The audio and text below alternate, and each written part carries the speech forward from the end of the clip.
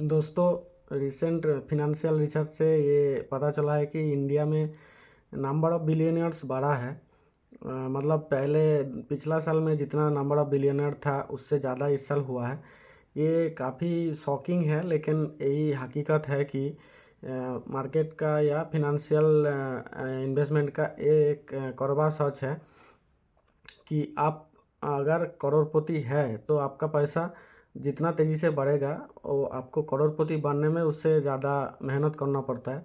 मतलब मेरा बोलने का यही है कि मतलब आप अगर 1 करोड़ पहला 1 करोड़ बना लिया है तो वो जितना मुश्किल है उसके बाद आपका जो अगला करोड़ रुपया बनाना उससे काफ़ी तुलना से कम हो जाता है उसका मेहनत। तो इसके लिए क्या क्या चाहिए होता है, क्या डिसिप्लिन लेना पड़ता है। ऑब्वियसली जो लोग करोड़पति बन चुका है और अपना पैसा को बना रहा है दुगना तिगना 4 गुना, उन लोग एक अच्छा डिसिप्लिन मेंटेन करता है। जो डिसिप्लिन आप लोगों को भी या हम जैसा रिटेलर लोगों को भी फॉलो करना चाहिए, जिससे कि होगा कि आपका एक जो कॉर्पस है वो एक सर्टेन परसेंटेज का रिटर्न से वो बढ़ता रहे। तो उन लोगों का जो डिसिप्लिन है उसका जो 2 मेन पिलर है वो है जो टाइम और rate of return, rate of interest जो मिलता है आपका इन्वेस्टमेंट में। तो आज का वीडियो में हम लोग कोशिश करेंगे कि इसी का ऊपर बातचीत करने का कि इसको कैसे अच्छा से मैनेज किया जाए और टाइम और रेट ऑफ रिटर्न कैसे आपका कंट्रोल में रहे, इसी के ऊपर बातचीत करने का कोशिश करेंगे। और इसका पहले एक डिस्क्लेमर का तरफ से मैं बोलना चाहूँगा कि कोई भी इन्वेस्टमेंट शुरू करने से पहले सबसे बड़ा ज़रूरी होता है कि हमारा इन्वेस्टमेंट को सिक्योर करना। बहुत सारा लोग बोलता है कि हमारा इन्वेस्टमेंट डूब गया क्योंकि मेरा इन्वेस्टमेंट का तरीका ही गलत हो गया, मेरा जो इन्वेस्टमेंट का जो चूज़ करना था वो गलत हो गया। लेकिन मैं ये मानता नहीं हूँ बिल्कुल ही, क्योंकि मेरा मानना है कि गलत इन्वेस्टमेंट चूज़ करने से भी बड़ा चीज़ होता है कि अपना जो इन्वेस्टमेंट है उसको सिक्योर हम लोग किया है कि नहीं किया है। और यही पर आता है कि जो इमरजेंसी सिचुएशन को कैसे हम लोग हैंडल कर रहा है, उसी के ऊपर आता है। तो आज का वीडियो मेनली आधारित है इसी में कि आज का टाइम में जो मार्केट क्राइसिस चल रहा है उसमें आप लोग स्मार्टली कैसे अपना इन्वेस्टमेंट को मतलब डिस्ट्रीब्यूट करके एक अच्छा सा इन्वेस्टमेंट पोर्टफोलियो बनाएंगे, ताकि आपका जो भी कुछ भी अगर इमरजेंसी सिचुएशन आए तो उसमें आप लोग उसमें से उभर सकते हैं। तो नमस्कार दोस्तों, इजी इन्वेस्टमेंट सीक्रेट चैनल में आप सबका स्वागत है। अगर आप लोग मेरा वीडियो पहला बार देख रहा है तो वीडियो शुरू करने से पहले रिक्वेस्ट यही है कि वीडियो को पूरा लास्ट तक देखिए ताकि अच्छे से समझ में आए। और चैनल को प्लीज़ सब्सक्राइब कर दीजिएगा, और वीडियो अच्छा लगे तो एक लाइक कर दीजिएगा और थोड़ा वीडियो को शेयर भी कर दीजिएगा, ताकि आप लोगों का तो ये सब्सक्राइब करना फ्री है लेकिन मेरा चैनल को ग्रो करने में बहुत हेल्प करेगा।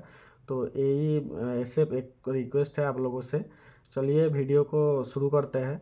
तो मैं जो बोल रहा था कि जो अपना इन्वेस्टमेंट को सिक्योर करना या सेव करना सबसे पहला रूल होता है इन्वेस्टमेंट शुरू करने का। तो उसी के बारे में बातचीत करके शुरू करता है कि बहुत लोग देखा जाता है कि इन्वेस्टमेंट तो चालू कर देता है, लेकिन क्या होता है ना कि उसमें कंटिन्यूटी नहीं रख पाता है।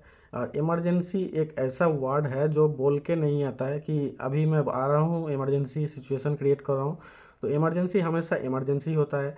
आप लोग सब लोग देखे हैं कि 2020 का जो कोविड का सिचुएशन आया था उसमें कितना इमरजेंसी सिचुएशन क्रिएट हो गया था। कितना लोगों का मतलब फैमिली का जो बैलेंस है वो बिगड़ गया, क्योंकि फैमिली का अर्निंग मेंबर का मतलब दुखद डेथ हो गया। तो इस सिचुएशन में क्या होता है ना, हमारा जो भी प्लानिंग है सब कुछ बिगड़ जाता है। तो इस सिचुएशन से उभरने के लिए आपको इन्वेस्टमेंट शुरू करने का पहले सबसे बड़ा चीज़ है कि आपका जो इमरजेंसी सिचुएशन को हैंडल करने का पावर आप में रहना चाहिए। तो सबसे पहला स्टेप है इन्वेस्टमेंट करने का, वो है कि आप एक सिक्योर फंड क्रिएट करें, ताकि उसका जो इमरजेंसी सिचुएशन कुछ भी आए, जैसे किसी का अर्निंग मेंबर का डेथ हो जाए, किसी का गाड़ी का एक्सीडेंट हो गया, किसी का घर टूट गया, किसी का नौकरी चला गया, तो इस सिचुएशन में ताकि आपको सारा के सारा अपना जो जितना सारा इन्वेस्टमेंट किए हैं उसको तोड़ के निकलना ना पड़े, ताकि आपका इन्वेस्टमेंट की तरह ही बना रहे, उसमें लंबा टाइम के लिए आपको हाथ लगाना नहीं पड़े।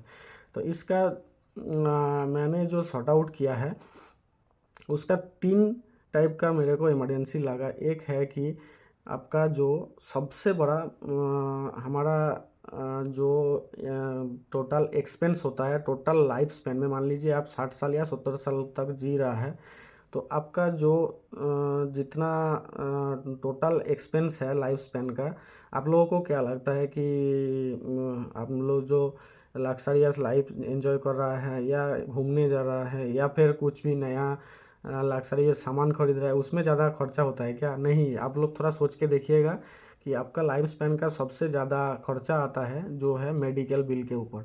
और जैसे जैसे आपका या आपका फैमिली मेम्बर का एज बढ़ते जाएगा तो उसमें ये मतलब एक रूल की तरह ये मेडिकल एक्सपेंस भी बढ़ते जाता है। मान लीजिए आपका अगर एज अभी मिड 30 है या मिड 40 है, तो आपको जितना दिन मेडिकल बिल के मतलब इमरजेंसी में भर्ती होना पड़ेगा या हॉस्पिटलाइजेशन होना पड़ेगा, आपका किसी फैमिली मेम्बर का अगर एज 60 के ऊपर हो गया, मतलब जो सीनियर सिटीजन कैटेगरी में आ जाता है, तो उनका नंबर ऑफ हॉस्पिटलाइजेशन डेट बढ़ते जाता है। तो उस हिसाब से आपको प्लान करके जो मेडिकल बिल को कंट्रोल करना ज़रूरी होता है। और इसी में टर्म आता है कि हेल्थ इंश्योरेंस। तो मैं सबसे पहले सबसे ज़्यादा इसमें फोकस करना चाहूँगा कि सबसे पहले आपका इन्वेस्टमेंट जर्नी का सबसे पहला स्टेप होना चाहिए कि एक अच्छा फैमिली हेल्थ इंश्योरेंस प्लान होना चाहिए। जो लोग कॉरपोरेट में काम करता है या कोई भी गवर्नमेंट नौकरी करता है वो लोग तो ऑलरेडी कवर्ड है, लेकिन उसमें भी आपको ध्यान रखना पड़ेगा कि टोटल मेडिकल जो इंश्योरेंस है उसका कवरेज कितना होता है। जनरली अगर आपका घर में 1 या 2 मेंबर 50 से 60-70 एज में रहता है तो उनका नंबर ऑफ हॉस्पिटलाइजेशन डे हो जाता है, मान लीजिए on an average 30 days per year हो जाता है। अगर आप यंग एज है तो उसको थोड़ा कम कर सकता है, लेकिन जनरली यही काउंटिंग में आपको रखना चाहिए ताकि 30 दिन तक का हॉस्पिटलाइजेशन का जो जुगाड़ है वो उसको आपको दिमाग में रखना चाहिए। और आजकल का कोई भी एक टायर 1 या टायर 2 सिटी का कोई भी अच्छा हॉस्पिटल में अगर हॉस्पिटलाइजेशन करेंगे आप, तो ऑन एन एवरेज उसमें 15,000 से 20,000 रुपया पर डे आपका खर्चा आ जाएगा। मतलब मैं बोलना यही चाह रहा हूँ कि आप मान लीजिए 15 से 20 साल तक सेविंग करके पैसा जमा किया, और अगर भगवान ना करे आपका किसी घर मेंबर का 15-20 दिन अगर हॉस्पिटलाइजेशन अच्छा हॉस्पिटलाइजेशन करना पड़ा, तो आपका देखिएगा कि आपका जो इंटायर सेविंग है 15 साल का वो उसी दिन में निकल जाएगा। तो इसीलिए मिनिमम 5 से 6 लाख फैमिली कवरेज वाला हेल्थ इंश्योरेंस और अच्छा रेपुटेड कंपनी का पास से लेना चाहिए। जो आपका एज का हिसाब से उसका बिल मतलब माइनर आ जाएगा। मतलब मान लीजिए 5 लाख का आप हेल्थ इंश्योरेंस लिए तो ऑन एन एवरेज आपका टोटल फैमिली पैकेज अगर लिए तो उसका ऑन एन एवरेज आ जाएगा 15,000 या 20,000। तो कुछ लोग ये सोचता है कि हम अगर कुछ भी हॉस्पिटलाइजेशन नहीं कर रहा है तो ये मेरा पैसा वेस्ट हो गया। मैं अपना पर्सनल एक्सपीरियंस से बोल रहा हूँ, ये वेस्ट कभी नहीं होता है। अगर आपका 1 साल नहीं हुआ कुछ भी खर्चा या कुछ भी आप उससे कमा नहीं पाए या 2 साल, सबका ये माथा में यही रहना चाहिए कि मेरा ये पैसा जा रहा है तो जाने दीजिए, लेकिन इससे मेरे को कुछ भी लेना नहीं है। ताकि यही सबसे अच्छा है, क्योंकि आपका फैमिली के अगर हेल्थ इंश्योरेंस क्लेम नहीं कर रहा है मतलब आपका फैमिली सही सलामत है। और हमारा हिसाब से यही सबका दिमाग में रहना चाहिए, ताकि ये इसको हम लोग एज ए इंश्योरेंस ही देखेंगे। क्लेम करने का ज़रूरत नहीं है, लेकिन बाई चांस खुदा ना खास्ता कुछ भी हो जाए तो उस टाइम के लिए, ताकि आपके पास क्लेम करने के लिए कोई एक तो मेडिकल इंश्योरेंस क्लेम रहे। तो सेकेंड पॉइंट आ जाता है कि जो हम लोग बोलता है LIC इसीलिए इम्पोर्टेंट है कि हम लोग लाइफ के बाद भी अगर अपना फैमिली को सिक्योर देखना चाहता है तो ये ज़रूरी है। क्योंकि आजकल का जो लाइफस्टाइल है तो इसी में कब किसका क्या हो जाए, कब किसका ऊपर से बुलावा आ जाए, ये हंसने वाला बात नहीं है, लेकिन ये कड़वा सच है। कभी भी किसी का भी लाइफ में कुछ भी हो सकता है। अगर मान लीजिए फैमिली मेम्बर आप अकेला है जो अर्निंग करता है और आपका कुछ ना कुछ मतलब अनहोनी हो जाए तो आपका फैमिली का उसके बाद क्या होगा, इसके लिए ही आता है टर्म जो लाइफ इंश्योरेंस। और लाइफ इंश्योरेंस में भी बहुत सारा कन्फ्यूज़न है। बहुत लोग सोचता है कि लाइफ इंश्योरेंस सिर्फ हम आफ्टर लाइफ के बारे में क्यों सोचेंगे, हम ऐसा लाइफ इंश्योरेंस लेंगे जो मेरे को गारंटेड रिटर्न भी देगा। तो ये मेरे ख्याल से ठीक नहीं है। लाइफ इंश्योरेंस को लाइफ इंश्योरेंस की तरह ही सोचिए, ताकि आपका अगर भगवान ना करे कुछ हो जाए तो उस टाइम में आपका फैमिली को थोड़ा सपोर्ट दे सकता है। तो इस मामले में मैं बोलना चाहूँगा कि लाइफ इंश्योरेंस में सिर्फ आप टर्म इंश्योरेंस के तरफ ही झुकिए, क्योंकि इसमें देखिएगा कि हाई अमाउंट का कुछ कवरेज देने के लिए बहुत ही मिनिमम माइनर अमाउंट का आपको जो प्रीमियम है वो पेड करना पड़ता है, ताकि इसी में अगर आप फिर गारंटेड रिटर्न लेना चाहेंगे तो वही प्रीमियम आपका थोड़ा बहुत ही ज़्यादा बढ़ जाता है। मान लीजिए आपका एज अगर 30 है और आप 1 करोड़ का टर्म इंश्योरेंस लेना चाहता है, तो आपका मोटा मोटी 9,000 से 10,000 रुपया का हर साल का प्रीमियम पड़ेगा। और यही अगर आप गारंटेड रिटर्न वाला लाइफ इंश्योरेंस लेना चाहेंगे तो इसका तुरंत प्रीमियम जो है वो बढ़ के 30,000 के आसपास आ जाएगा। तो उस हिसाब से अपना प्लानिंग कीजिए कि आपको कौन सा ठीक लग रहा है, लेकिन मेरा हिसाब से लाइफ इंश्योरेंस को लाइफ इंश्योरेंस की तरह ही रखिए। और तीसरा है जो अपने इन्वेस्टमेंट को सेव करने का पिलर है, वो है कि इमरजेंसी फंड। इमरजेंसी फंड क्यों ज़रूरी है कि मान लो आप लोग बहुत पेपर में सुने हैं, खबर में भी पढ़े हैं कि कोविड का टाइम में अचानक से बहुत लोगों का नौकरी चला गया था। इमरजेंसी सिचुएशन एक क्रिएट हो गया था जिसमें बहुत सारे लोग अचानक से जॉबलेस हो गए थे। तो उस सब सिचुएशन के लिए आपको ऐसा एक कॉर्पस बना के साइड करके अपना रखना चाहिए सेव करके, जो मान लीजिए आपको मिनिमम 6 महीना से 1 साल तक आइडल जो है वो 1 साल तक है।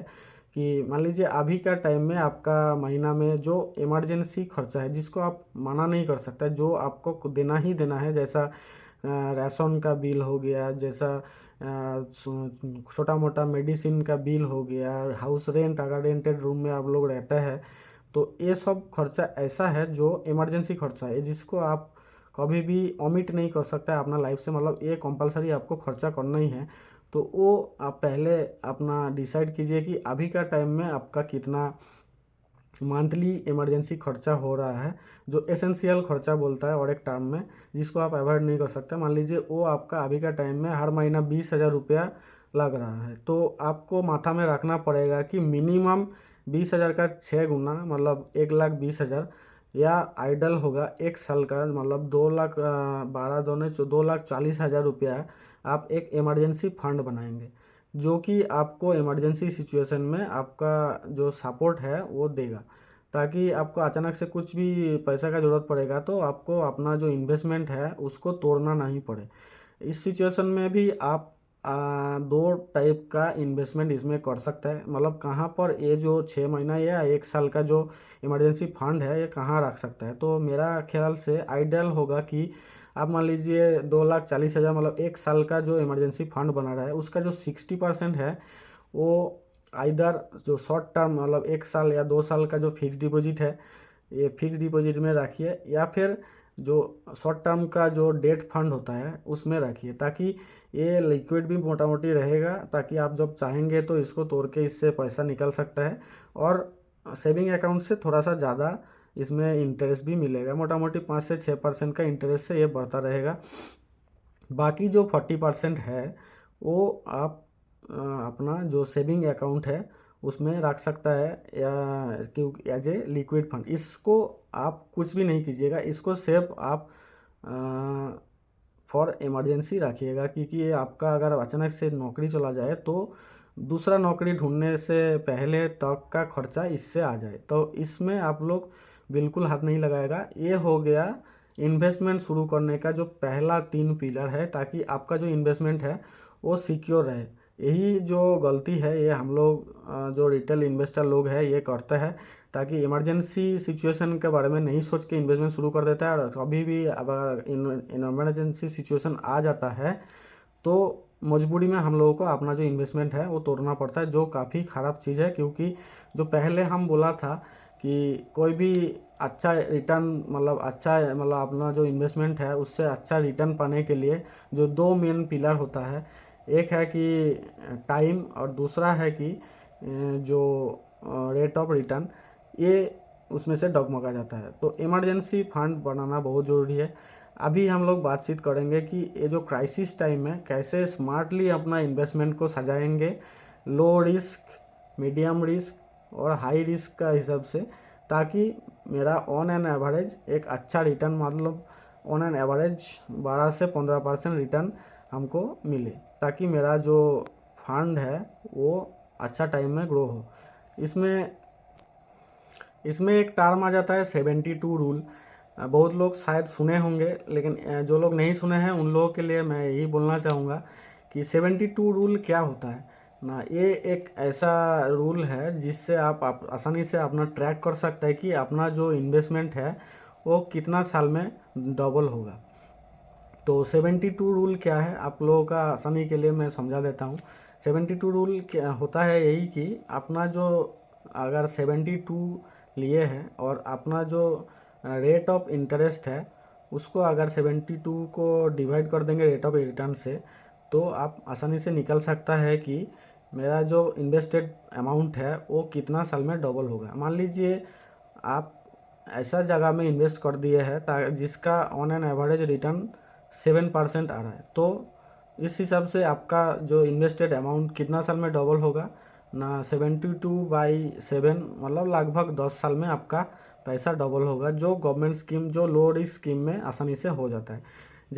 जिसमें क्या होगा ना कि लगभग 10 साल में आपका पैसा डबल होगा। मान लीजिए आप 1 लाख रुपये इन्वेस्ट किए और 7% एवरेज रिटर्न आपको मिल रहा है, तो 10 साल में वो 2 लाख रुपया होगा, 20 साल में 3 लाख रुपया होगा, 20 साल में 4 लाख रुपया होगा, 30 साल में 8 लाख रुपया होगा। तो यही होता है 72 रूल्स। लेकिन हम लोगों को क्या ये काफ़ी है, सफिशिएंट है कि 10 साल या आपका जो टोटल जनरली हमारा जो इन्वेस्टमेंट टाइम स्पेन रहता है वो 30 साल ही मैक्सिमम रहता है, कि ताकि हम लोगों को पढ़ाई करके नौकरी पाने में मोटा मोटी और इन्वेस्टमेंट शुरू करने में 30 साल एज हो ही जाता है। तो 30 साल से रिटायरमेंट तक 60 साल, मतलब इन्वेस्टमेंट करने के लिए हमारा हाथ में बचता है 30 साल। तो 30 साल में आप क्या सिर्फ 4 गुना ही पैसा बना रहा है, ये आपको क्या ठीक लग रहा है? जहाँ पर इन्फ्लेशन लगभग 7% कवर हो चुका है, प्लस ये पैसा को जब आप उठाएंगे तो आपको टैक्स भी कटेगा। तो आप लोग अपना सोचिए कि अगर आप इसमें सफिशिएंट है तो इसके लिए कोई बात नहीं, लेकिन अगर इसमें आपको लगता है कि ये सफिशिएंट नहीं है, तब जाके आता है कि स्मार्ट इन्वेस्टमेंट कैसे करें और कैसे अपना इन्वेस्टमेंट को आप सजाए, ताकि मोटा मोटी ये इन्फ्लेशन को बीट करके भी 7% से ज़्यादा रिटर्न आपको मिले। तो इसी में आता है कि इन्वेस्टमेंट प्लानिंग, जो बहुत ही ज़रूरी है, और आज हम इसी के ऊपर बात करेंगे। फिर से हम एक बार रिक्वेस्ट कर रहा है कि अभी तक अगर वीडियो आप देख रहा है और आप चैनल में नया है तो प्लीज़ मेरा चैनल को सब्सक्राइब कर दीजिएगा। तो ये हम अभी 3 कैटेगरी में अपना इन्वेस्टमेंट को डिवाइड किया है। पहला जो है इजी इन्वेस्टमेंट, मतलब जो है जो लो रिस्क इन्वेस्टमेंट। तो इसमें और एक टर्म हम बोलना भूल गया था, वो है कि इन्वेस्टमेंट के साथ साथ ही आता है रिस्क। आप अगर ये जो है रेट ऑफ रिटर्न और रिस्क, ये समानुपातिक है। मतलब आप अगर ज़्यादा रेट ऑफ रिटर्न चाहते हैं तो आपको रिस्क भी ज़्यादा लेना पड़ेगा।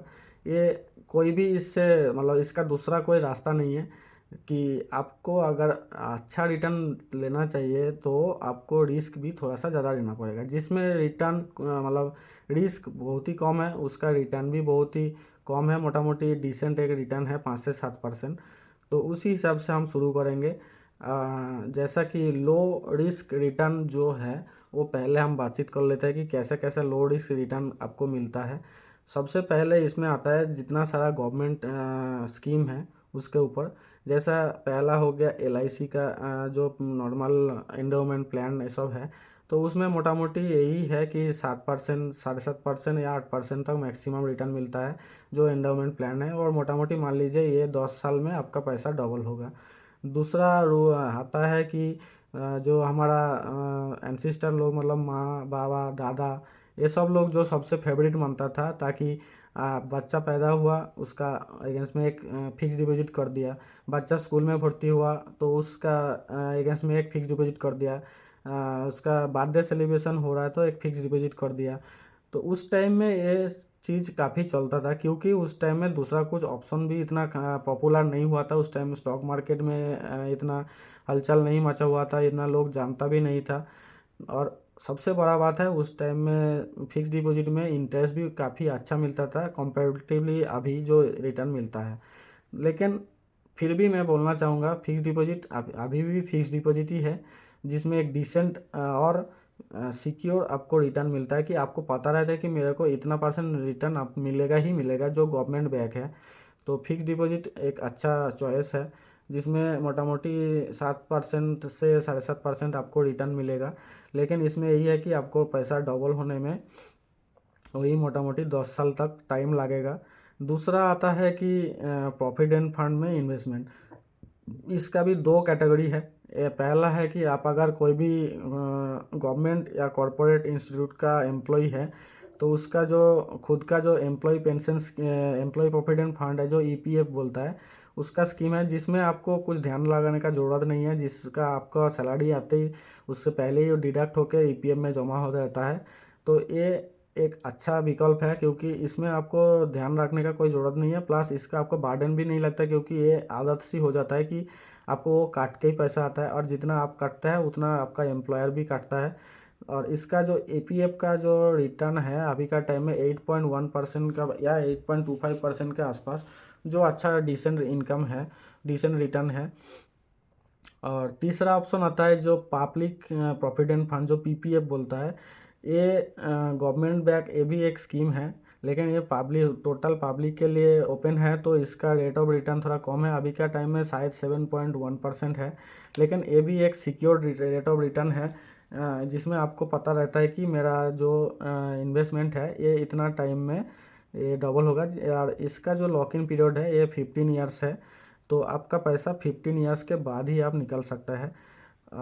और जो कुछ भी आता है, जैसा बहुत सारा गवर्नमेंट स्कीम है, जैसा national pension scheme, Sukanya Samriddhi योजना, सीनियर सिटीजन स्कीम, इसमें भी आप लोग अपना अपना एज के हिसाब से, अपना अपना क्राइटेरिया का हिसाब से प्लानिंग कर सकता है, ताकि इसमें भी मिनिमम 6.5% से 8.4% तक का रिटर्न मिलता है। तो ये हो गया आपका जो लो रिस्क लो रिटर्न वाला इन्वेस्टमेंट स्कीम, जिसमें आपका जो एज का एक हिसाब से आप इन्वेस्टमेंट कर सकते हैं। अगर मान लीजिए आपका एज कम है तो इसमें आप थोड़ा कम रखिए, और जैसे जैसे आपका जो एज बढ़ता जाएगा तो आपका जब पैसा बढ़ाने से ज़्यादा इम्पोर्टेंट होगा कि आपका पैसा जो है वो सिक्योर रहे।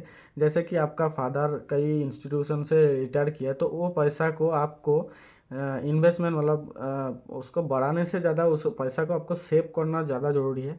तो वो पैसा को आप ये वाला स्कीम में रख सकता है।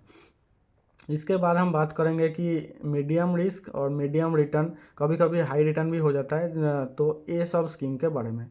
तो इसमें क्या क्या आता है, सबसे पहले इसका जनरली जो रिटर्न आता है वो मोटा मोटी 10% से 12 या 15% तक आता है। ये होता है मीडियम रिस्क और मीडियम रिटर्न वाला स्कीम, जिसमें सबसे पहला आता है कि कॉरपोरेट बॉन्ड्स। कॉरपोरेट बॉन्ड्स का मेरे ख्याल से बहुत लोग नाम सुने हैं। कि कॉरपोरेट बॉन्ड्स क्या होता है ना, कि जैसा आप गवर्नमेंट में फिक्स डिपॉजिट कर रहा है, वैसे ही आप एक सर्टेन टाइम के लिए ये अपना जो पैसा है वो कोई भी कॉरपोरेट को एज ए लोन दे रहा है, और वो फिक्स्ड रिटर्न मतलब फिक्स्ड इंटरेस्ट के बेसिस पे आप रिटर्न दे रहे हैं। तो इसमें एक क्वेश्चन आता है कि हम फिर अगर इसमें ज़्यादा इंटरेस्ट आ रहा है और इसका जो फिक्स्ड रिटर्न है, तो हम फिक्स डिपॉजिट नहीं करके इसमें क्यों नहीं करते हैं। लेकिन इसमें एक टर्म है, वो है कि जो फिक्स डिपॉजिट गवर्नमेंट स्कीम है उसमें आपका जो रिटर्न है वो सिक्योर है, लेकिन जो कॉरपोरेट स्कीम है उसमें थोड़ा सा भी, लेकिन थोड़ा सा होने से भी, लेकिन एक हल्का सा रिस्क रह ही जाता है, जो है कि डिफ़ॉल्टर होने का रिस्क। मतलब मान लीजिए आप एक ऐसा कॉरपोरेट या ऐसा कंपनी को आप लोन दिए हैं, जो कोई भी गलत सिचुएशन या क्राइसिस सिचुएशन या कुछ भी, मैनेजमेंट चेंज हो गया, कंपनी का बहुत बड़ा घाटा हो गया, तो वो डिफ़ॉल्ट खुद को घोषणा कर सकता है, और आपका जो टोटल पैसा है उस टाइम में वो ज़ीरो हो जाता है। तो ये एक अच्छा रिस्क भी इसमें है। लेकिन कुछ कुछ कंपनी, जैसा जो लार्ज कैप कंपनी आता है, जैसा टीसीएस हो गया, जैसा इन्फोसिस हो गया, जैसा रिलायंस हो गया, तो ये सब का जो कॉरपोरेट बॉन्ड आता है वो ट्रिपल ए कैटेगरी का बॉन्ड होता है। ट्रिपल ए कैटेगरी का बॉन्ड का रिस्क कंपैरेटिवली नेग्लिजिबल रिस्क रहता है। मतलब इसका जो प्रीवियस हिस्ट्री आप देखेंगे कॉर्पोरेट बॉन्ड का, उसमें देखेंगे कि टाइम टू टाइम ये लोग अपना जो रिटर्न है ये चुकता कर चुका है। तो इसीलिए इसका जो बॉन्ड का कॉर्पोरेट बॉन्ड का जो रेटिंग है इसको AAA दिया जाता है। तो मेरा सजेशन यही रहेगा कि आप कॉर्पोरेट बॉन्ड में ज़रूर इन्वेस्ट कीजिए, क्योंकि ये एक अच्छा इन्वेस्टमेंट ऑप्शन है। लेकिन ध्यान में रखिएगा कि ये सिर्फ AAA या मैक्सिमम से मैक्सिमम AA कैटेगरी का बॉन्ड ही हो। लेकिन इसमें भी डिसेंट रिटर्न मिलता है, 9% से लेकर 12% तक रिटर्न आपको अच्छा से ढूंढेंगे तो मिल जाएगा। और लेकिन इससे नीचे जो है B कैटेगरी या C कैटेगरी का, तो वो सब जो होता है वो पता नहीं वो कौन सा कंपनी होता है, या इसका डिफ़ॉल्टर होने का चांस ज़्यादा रहता है और इसका हिस्ट्री भी उतना खास नहीं होता। ऐसा भी हो सकता है कि C कैटेगरी का कोई भी एक कंपनी हुआ जिसका C रेटिंग मिला है, वो अच्छा प्रीवियसली टाइम पे रिटर्न और उसका जो इंटरेस्ट पेमेंट कर दिया है, लेकिन इस बार करेगा कि नहीं उसका कोई गारंटी नहीं होता है। तो अगर कॉर्पोरेट बॉन्ड में इन्वेस्ट कर रहा है तो AAA नहीं तो मैक्सिमम से मैक्सिमम AA कैटेगरी का बॉन्ड में आप इन्वेस्ट कीजिए। दूसरा जो मीडियम कैटेगरी का इन्वेस्टमेंट आता है, हाई रिस्क वाला, मीडियम रिस्क वाला, मीडियम रिटर्न वाला, वो होता है कि आप जो रियल एस्टेट में इन्वेस्ट करने के बारे में सोच सकते हैं। लेकिन ये हम इसीलिए थोड़ा बोलने के लिए ये लग रहा था कि रियल एस्टेट में पहले भी मतलब बहुत लोगों का फेवरेट था रिटर्न के लिए, और अभी भी है। लेकिन इसके लिए थोड़ा ज़्यादा कॉर्पस लगता है, मतलब आपके पास इनिशियल अमाउंट थोड़ा ज़्यादा रहना पड़ता है और आपका लोन लेने का कैपेसिटी भी थोड़ा ज़्यादा रहना पड़ता है। लेकिन ये भी एक मोटा मोटी कम रिस्क और कम रिटर्न वाला, कम रिस्क लेकिन हाई रिटर्न वाला एक ऑप्शन है रियल एस्टेट में इन्वेस्ट करने का। और इसका और एक सुविधा मिलता है कि आप एक प्रॉपर्टी खरीद लिए हो तो उसमें रेंटल का हिसाब से भी आप कुछ रिटर्न मिल सकता है। लेकिन इसमें भी एक क्राइटेरिया है, आप अगर डोमेस्टिक रेंटल दे रहा है तो उसमें जो रेंटल का यील्ड है वो 2 से 3% ही मिलता है। उसके अगेंस्ट में आप अगर मतलब कमर्शियल पर्पस में दे रहा है तो उसमें थोड़ा ज़्यादा रेंटल यील्ड मिलता है, मोटा मोटी 5 से 6% तक रेंटल यील्ड मिलता है।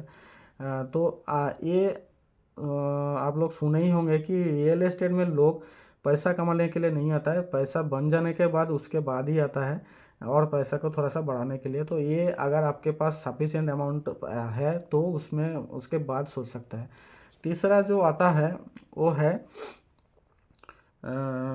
जो म्यूचुअल फंड और स्टॉक मार्केट में इन्वेस्टमेंट। तो काफ़ी लोग इसमें हैरान हो जाएंगे कि आप मीडियम रिस्क और मीडियम रिटर्न वाला कैटेगरी में हम क्यों रखे हैं स्टॉक मार्केट और म्यूचुअल फंड को। तो लेकिन हम जब हाई रिस्क वाला बात करेंगे तब समझ में आ जाएगा कि उससे काफ़ी अच्छा मतलब कम रिस्क वाला ये है म्यूचुअल फंड और स्टॉक मार्केट। तो इसमें भी बहुत सारा कैटेगरी है। डायरेक्ट स्टॉक मार्केट में अगर आप लोग इन्वेस्ट नहीं करना चाहता है और आप चाहते हैं कि आपके फेवर में आपका ऊपर आपका इन्वेस्टमेंट के बारे में कोई सोचे तो म्यूचुअल फंड में इन्वेस्ट करना सेफ़ है। म्यूचुअल फंड में कुछ कैटेगरी है जैसा कि जो सेफ माना जाता है, जैसे कि कोई भी लार्ज कैप फंड हो गया, जो इंडिया का जो टॉप 50 कंपनी है उसमें इन्वेस्ट करता है। उसके बाद हो गया कोई भी इंडेक्स फंड जो इंडेक्स फॉलो करके इन्वेस्टमेंट करता है। उसके बाद आ गया कि debt mutual fund. Debt mutual fund की एक कंपैरेटिवली सेफ इन्वेस्टमेंट माना जाता है, ताकि इसका जो रेट ऑफ रिटर्न ये मोटा मोटी एक रेंज में रहे 10 से 12%। लेकिन इसका रिस्क भी बहुत कम है, क्योंकि ये लोग भी, डेट म्यूचुअल फंड भी क्या करता है ना कि ये लोग भी corporate bonds, fix deposit, government bonds ये सब में इन्वेस्ट करता है। तो ये वाला सब कैटेगरी हो गया। मैं सजेस्ट करूँगा कि डायरेक्ट स्टॉक मार्केट में इन्वेस्ट करके रिस्क लेने से अच्छा है कि कोई भी म्यूचुअल फंड अच्छा वाला चूज़ करके आप लोग लंबा टाइम के लिए मतलब अगर आप मीडियम रिस्क और मीडियम रिटर्न लेना चाहता है तो म्यूचुअल फंड को प्रेफर कीजिए, ताकि आपका अगर सूझबूझ अच्छा नहीं है तो आपका सोच को आप दूसरा फंड मैनेजर को सोचने दीजिए, ताकि आपका इन्वेस्टमेंट वो कंट्रोल करे और इसमें रिस्क थोड़ा सा कम हो जाता है। तो म्यूचुअल फंड हो गया। लेकिन अगर आप थोड़ा जानकारी लिए हैं, पढ़ाई लिखाई किए हैं, स्टडी किए हैं, तो अच्छा टाइम देख के स्टॉक मार्केट में भी थोड़ा थोड़ा पैसा इन्वेस्ट करना चालू ये कर सकता है, ताकि इसमें एक डिसेंट मोटा मोटी म्यूचुअल फंड से थोड़ा सा ज़्यादा मिलता है। अच्छा स्टॉक चूज करेंगे तो आपका ईयरली मोटा मोटी 18% तक भी रिटर्न मिल सकता है। और लास्ट में जो मीडियम रिस्क मीडियम रिटर्न वाला ऑप्शन आता है वो है गोल्ड में इन्वेस्टमेंट।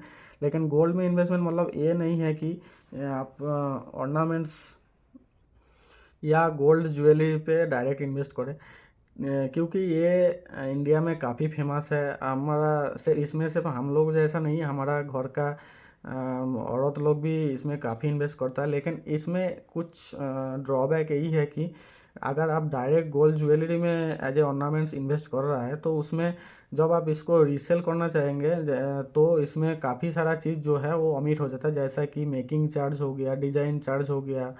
उसके बाद जो इससे मतलब कुछ कटौती होता है कि ये खाद जो बोलता है उसको बाहर निकलता है। तो ये सब जो चीज़ है वो आपका जब रीसेल करने जाएंगे उस टाइम में आ जाता है।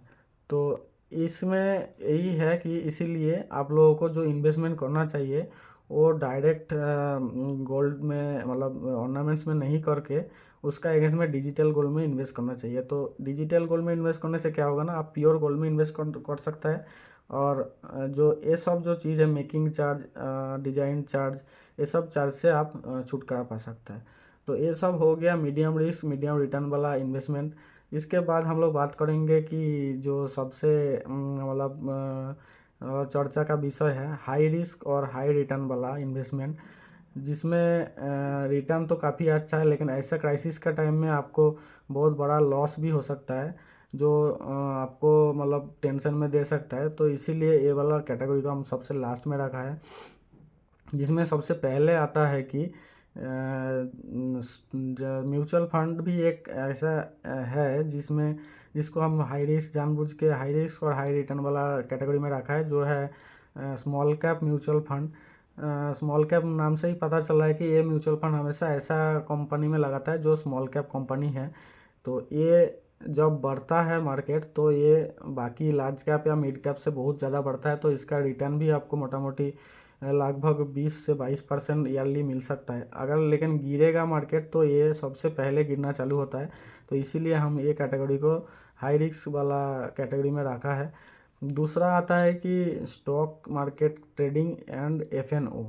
ये हम बिल्कुल सजेस्ट नहीं करेंगे। ट्रेडिंग एक्चुअली इन्वेस्टमेंट क्राइटेरिया में नहीं आता है, लेकिन ये एक टाइप का इनकम सोर्स भी है, जिसमें अगर आप बहुत ही हाई स्किलफुल है, उस मार्केट के बारे में बहुत अच्छा नॉलेज है, तो आप इसमें इन्वेस्ट कर सकते मतलब इसमें घुस सकता है, जो कि आपको एक रेगुलर बेस में रिटर्न देगा।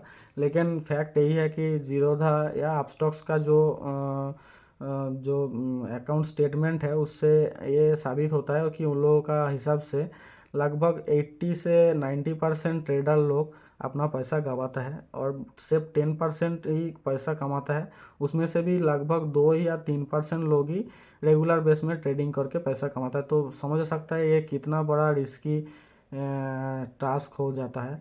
और ये ऐसा होता है क्योंकि इसमें लिवरेज प्रोवाइड किया जाता है। मान लीजिए आपका छोटा सा अमाउंट देके एक बड़ा सा ट्रेड आप ले लिए हैं, तो अगर आपका फेवर में ये ट्रेड जाता है तो आपको फ़ायदा काफ़ी ज़्यादा होगा। लेकिन आपका फेवर में नहीं जाता है तो आपका पैसा भी उतना ही ज़्यादा गंवाना पड़ेगा। तो ये बहुत ही हाई रिस्क वाला ऑप्शन है, इसलिए हम बिल्कुल सजेस्ट नहीं करेंगे कि ये वाला ऑप्शन आप लोग चूज करें। लेकिन ये भी एक इन्वेस्टमेंट, फिर से इन्वेस्टमेंट बोल रहा हूँ, ये भी एक पैसा कमाने का जरिया है। और उसके बाद हो गया स्टार्टअप इन्वेस्टमेंट।